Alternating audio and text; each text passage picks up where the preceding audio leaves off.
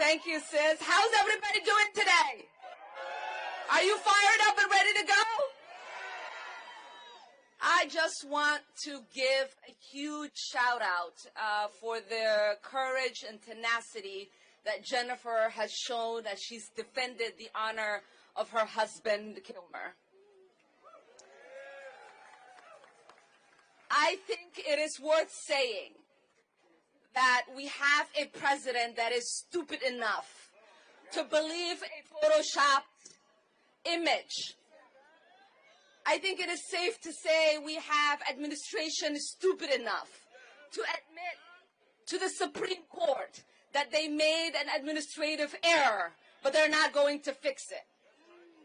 I think it is safe enough to say we have an administration that is riddled with lawlessness, that they are committing crimes every single day by disobeying the orders from the Supreme Court. So I don't know about you, but I came to this country as an immigrant.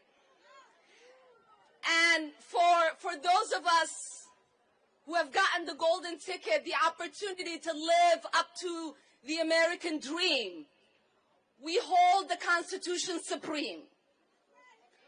We have always believed that the rights that we have, that man can take away, that we can at least get our day in court and have the judiciary function to defend our rights.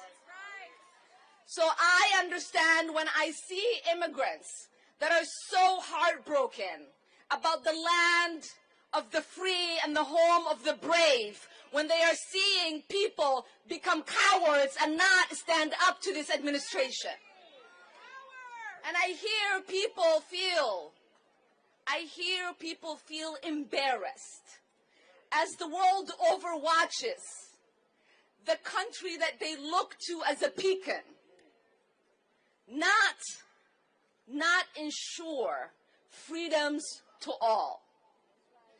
When people watch a young woman snatched in the middle of the street by masked men who will not identify themselves, taken to a detention center without any notification, any contact with family, lawyers, their representatives in Congress, that is an image that is terrifying to the rest of the world, and it should be terrifying to us as Americans. When you have a father who has a U.S. citizen as a wife with young children being taken to a jail cell for the worst criminals on earth to be treated as if he has committed crime when there is no crime to speak of. That is not the America that we all know. That is not the America we love. And that is not the America the world looks up to. So it is up to us, Americans, to make sure we are standing up for American values, to make sure we are standing up for democratic values, to make sure that the country that once defeated a king's tyranny does so again.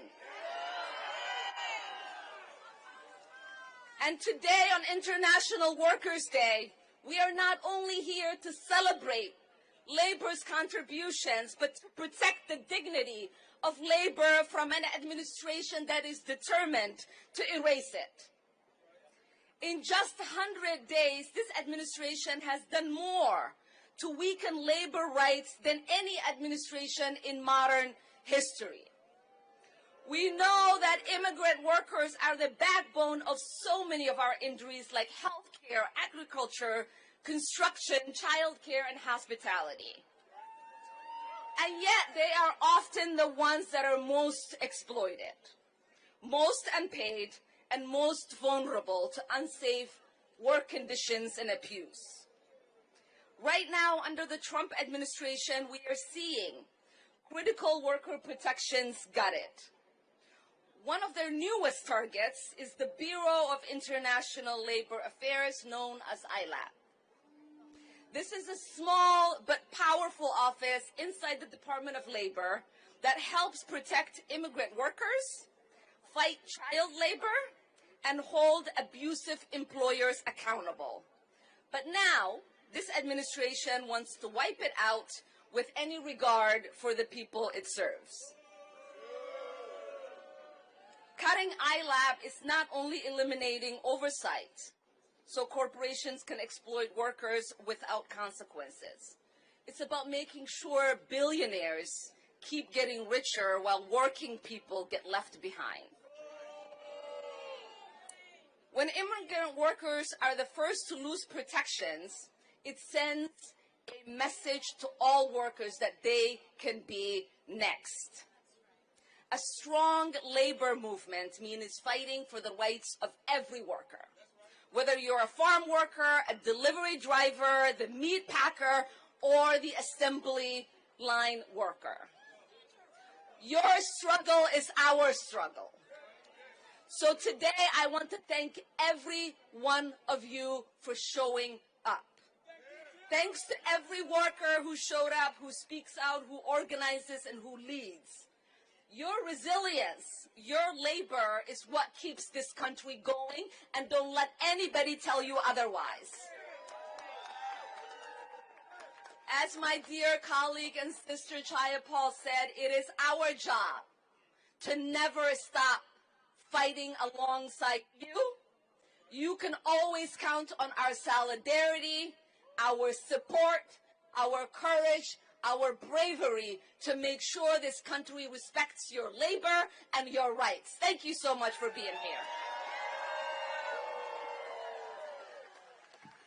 Give it up for this amazing Congresswoman!